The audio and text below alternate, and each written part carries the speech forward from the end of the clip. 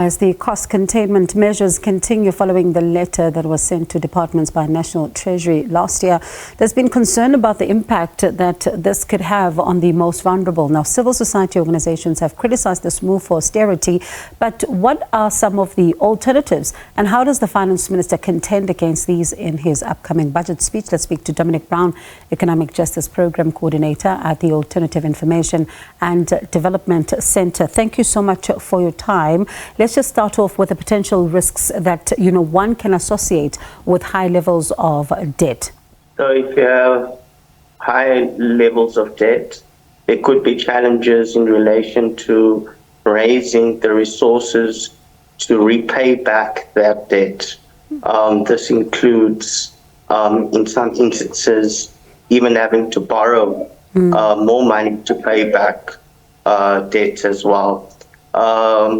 In very grave instances, when you are unable to raise foreign exchange reserves for debts denominated in foreign currency, it's possible that you default on your debt.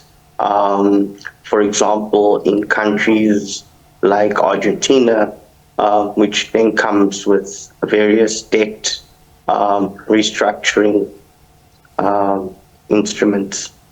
And I mean, we talk about, this issue of austerity. And I wonder then, when we look at this impact on, services, on the vulnerable, let's really just zone in on that and what it has, been in your observation.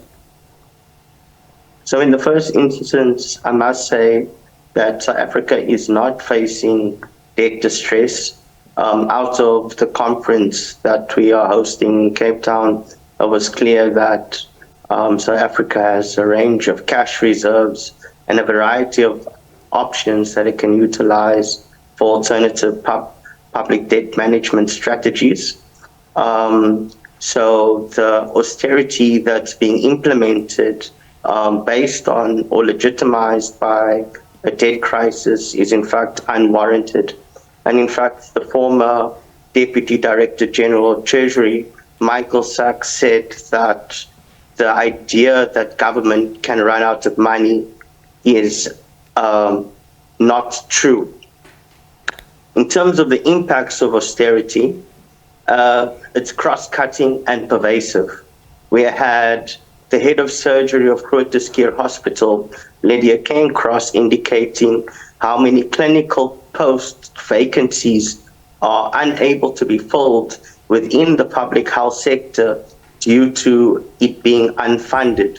Now, the Western Cape is draconiously implementing these harsh austerity measures at the bottom line level, whilst other provinces have yet to freeze all clinical vacancies. The implication is that some provinces will in fact spend more than what they have been allocated for. But I think correctly so, given what we hear are the massive health impacts of not filling clinical health posts. But the impacts of harsh budget cuts extends far beyond the dramatic impacts to the health sector. It also goes to education, and many other aspects of society. So what becomes then the alternatives then to austerity? So in the first instance, it means that we must recognize that budgets do not have to be a zero-sum game.